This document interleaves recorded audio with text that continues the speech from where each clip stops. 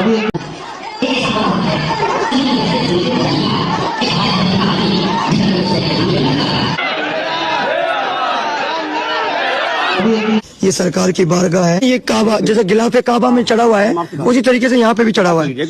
محمد لاہوری یہاں تشریف لائے. جی یہاں حاضری لگائے. آپ حج کے لیے روانہ ہو رہے تھے تو یہاں آ گئے.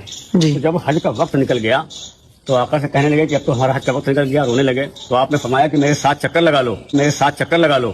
شیخ محمد لاہوری نے 7 چکر لگائے تو کہہ رہے ہیں کہ میں کعبے میں گھوم رہا ہوں, تو کہہ رہے ہیں کہ میں کعبے میں گھوم رہا ہوں.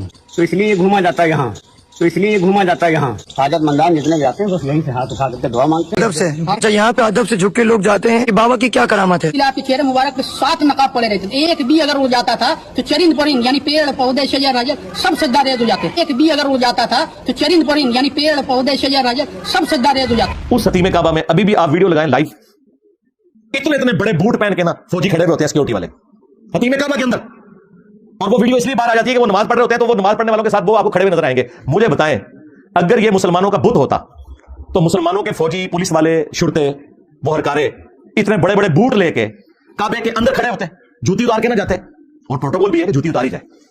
افضل یہی ہے. کوئی شخص اپنے بت کے سر کے اوپر سوار ہوگا, مجھے بتائیں پاؤں کے نیچے روندے گا اپنے بت کو, خواہ جوتیوں کے ساتھ روندے خواہ ننگے پاؤں روندے, دونوں صورتوں میں نہیں روندے گا. تو دیکھ لیں کتنے لوگ غلاف کعبہ چینج کرنے کے لیے اوپر چڑھے ہوتے ہیں. اگر کعبہ مسلمانوں کا بت ہوتا تو مسلمان اس کے ساتھ یہ کچھ کر رہے ہوتے ہیں. اس کے باوجود کہ حجر اسود کا اتنا مقام ہے, بخاری مسلم دونوں میں حدیث ہے, امیر المومنین سیدنا عمر فاروق رضی اللہ تعالیٰ عنہ کہتے ہیں اے حجر اسود تو ایک پتھر ہی تو ہے, نہ کسی کو نفع دے سکتا ہے نہ نقصان. اگر میں اپنے محبوب صلی اللہ علیہ وآلہ وسلم کو نہ دیکھتا کہ وہ تجھے چوم رہے ہیں تو میں چومتا بھی نہ. اندازہ کریں, وہ کہتے ہیں میں حجر اسود تجھے بھی نہ چومتا. ویسے آپ لوگ ہوں تو 295 سی لگوا دیں حضرت عمر کے اوپر کہ یہ کہنے کی ضرورت ہے تیری تو کہتی تو شاہی کوئی نہیں. ہاں ہائے ہائے کتنے گیا دماغ. حضرت عمر کہہ رہے ہیں حضرت اسود تو شاہی کوئی نہیں, اگر میرے نبی نہ تجھے چومتے میں تجھے نہ چومتا. بابے بھی گئے. ہاں جدو تھوڑے بابے کہنے کہ مرشدہ دیدار میں باہو منو لاکھ کروڑا حجا ہو, تو پھر پی ٹی ایم والوں کے لیے عمران خان کا دیدار لاکھ کروڑا حجا ہی ہوگا, نون لیگ والوں کے لیے نواز شریف کا دیدار لاکھ کروڑا حجا ہی ہوگا. قرآن اور حدیث کی روشنی میں نہیں, تمہارے بزرگوں کی تعلیمات کی روشنی میں, جو ہم آپ کو چیخ چیخ کے کہہ رہے ہیں کہ مرنے سے پہلے اے مسلمان کر لیں اس پہ غور, کتابوں کا خدا اور ہے بابوں کا خدا اور. اب اس طرح کی چیزوں کو سب سے پہلے کسے کنڈم کرنا چاہیے مجھے بتائیں آپ؟ بریلوی مکتب کے لوگوں کو, ان کے علماء کو, بجائے اکیڈمی کے باہر آگے ہنگامہ کھڑا کرنے کے جاؤ ان مزاروں کے اوپر جا کے ہنگامہ کھڑا کرو جہاں پہ کعبے کے ماڈل بنا کے تو لوگ طواف کر رہے ہیں. جن مزارات کے اوپر ہیروین چرچ بک رہی ہے, بدکاری کے اڈے بنے ہوئے ہیں, ان بزرگوں سے کہو کہ حضرت آپ لوگ اپنی ڈیوٹی کیوں نہیں پوری کر رہے. یہ جو حدیث ہے بخاری مسلم کی کہ مجھے اپنے بات تم سے شرک کا خوف نہیں, اس حدیث کی شرح میں بدر الدین عینی جو حنفی تھے, عمدۃ القاری انہوں نے بخاری کی شرح لکھی, اور فتح الباری لکھی ابن حجر اسقلانی نے, دونوں ایک زمانے میں ہوئے ہیں, ایک شافعی ہیں ایک حنفی ہیں. دونوں نے لکھا کہ اس سے مراد پوری امت نہیں ہے, امت کے کئی گروہ مشرک ہوئے ہیں, اس سے مراد ایک گروہ قیامت تک حق پہ قائم رہے گا.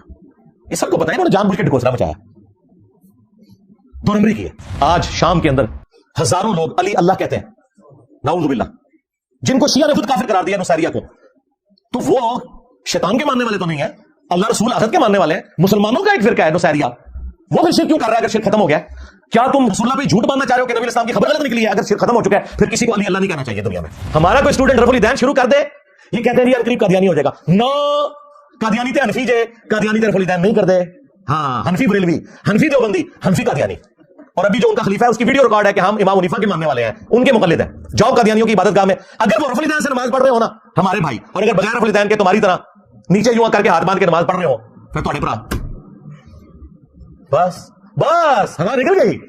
ہاں جی صاحب کی زبان بڑی سخت ہے, اور ریئلٹی سختی ہوتی ہے. الحق مر, عربی کا محاورہ ہے, سچ کڑوا ہی ہوتا ہے.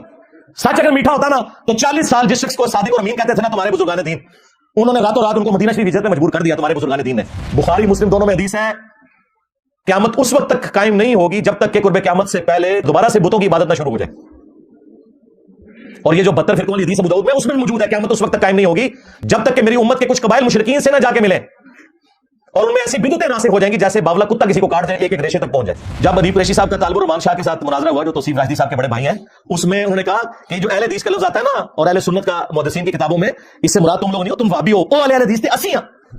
ہائے اگر وہ اہل حدیث 80 تے 80 بریلوی دی مسجد اہل حدیث کیوں نہیں لکھتے, اور اہل حدیث کہندے نے او اہل سنت 80 تے وہابی اپنی مسجد اہل حدیث کیوں لکھتے ہیں, اہل سنت کیوں نہیں لکھتے؟ نہ تسی ہو نہ اسی نے, سب جیسا فراڈ پہ چلتا ہے. کہتے ہیں جی جینیر صاحب نے فرضی جملہ بولا ہے کہ کوئی بابا اپنا پیشاب بھی نہیں رو سکتا. سرکار جب تم کہو گے کہ عبداللہ شاہ غازی نے سمندر روکا ہوا ہے تو اللہ تعالیٰ اپنے کسی بندے کو ابو بکر کا غلام تو بنائے گا نا. جس طرح ابو بکر کے دماغ میں وہ فرضی جملہ آیا کہ جو محمد کی عبادت کرتا تھا جان لے محمد مر چکے, حالانکہ صحابہ کرام محمد صلی اللہ علیہ وسلم کی عبادت نہیں کرتے تھے, تو میرے دماغ میں جملہ نہ ہے. جب بیماری آتی ہے تو جملے بھی آتے ہیں, اور वहां तो बीमारी अभी आई भी नहीं थी, क्योंकि हज़रत अबू बकर को पता था कि नबी इस्लाम ने खुद ही फरमाया ना, मेरी शान को उस तरह बुलंद न करना जिस तरह क्रिश्चियंस ने ईसा इब्न मरियम को बढ़ा दिया था। रसूलुल्लाह ने भी दूसरा ईसा इब्न मरियम बन जाना था अगर हज़रत अबू बकर उस वक्त ये खुतबा सख्त वाला ना देते। फिर बुखारी और मुस्लिम दोनों में हदीस है, आयशा कहती है नबी इस्लाम के आखिरी दिन चल रहे थे बीमारी के, आप पे बुखार का गलबा था, आप बार बार अपने चेहरे अक़दस से चादर हटाते, पास पानी का एक प्याला था, हाथ उससे गीले करके अपने चेहरे पे फेरते, बुखार की हिद्दत को कम करते, और साथ साथ कहते लअनल्लाहुल यहूद वन नसारा इत्तखज़ू क़ुबूर अंबियाइहिम मसाजिदा, अल्लाह की लानत हो यहूद और नसारा के ऊपर, उन्होंने अपने नबियों की कब्रों को सजदागाह बना लिया था। इधर बात खत्म नहीं हुई, अम्मा आयशा के आगे अल्फाज हैं, अम्मा आयशा कहती हैं अगर हमें खतरा ना होता कि लोग रसूलुल्लाह की कब्र पे सजदे शुरू कर देंगे तो हम नबी इस्लाम की कब्र मुबारक को लोगों की ज़ियारत के लिए खुला छोड़ देते। अम्मा ने नहीं छोड़ा, हुजरे में ही रहने दिया, आज तक जाली शरीफ के पीछे है, अब तो खैर वहां दीवार है, वो कोई जा ही नहीं सकता। अम्मा आयशा को किसी ने कोई मशवरा क्यों नहीं दिया कि आप कह रही है कि हमें खतरा है कि लोग सजदे शुरू कर देंगे, अल्लाह के नबी तो फरमा के गए, खत्म हो गया, उस जमाने से खत्म हो गया भाई, ये तो अड़े कहानी है और तुम्हारे प्लेटफॉर्म से हो रहा है, तुम लोग रोक भी नहीं रहे हो। तो देखो तुमने तो नहीं रोका, लेकिन अल्लाह ताला ने तुम्हारे ऊपर कितनी बड़ी बला छोड़ दी है। हाय हाय हाय हाय, मेरे नबी साहब है कोई नहीं, तेरे बाबे थे शायद कोई नहीं, इज्जतें मेल की है तुमने रसूलुल्लाह के नाम के ऊपर, चंदे तुमने अल्लाह और उसके रसूल के नाम के खाए हैं, अज़्ज़ा वजल्ला सल्लल्लाहु अलैहि वसल्लम, सवारियां तुमने मक्के और मदीने की आवाजें लगा के सवार की हैं और फेंकी है जाके बगदाद में, अजमेर में, देवबंद में, बरेली में, गद्दारी की है तुमने रसूलुल्लाह के साथ सल्लल्लाहु अलैहि वसल्लम। और जी वो कुरान में आया कि वला तसब्बुल्लज़ीना यदऊना मिन दूनिल्लाह फयसुब्बुल्लाह अदवन बिगैरि इल्म, लोगों के झूठे खुदाओं को बुरा ना कहो, लोग अनजाने में तुम्हारे सच्चे खुदा को बुरा कहेंगे। तो इंजीनियर साहब जरा इन पे हाथ होला रखा करें। सरकार ये काफिरों के बारे में आयत है, गद्दारों के बारे में नहीं है।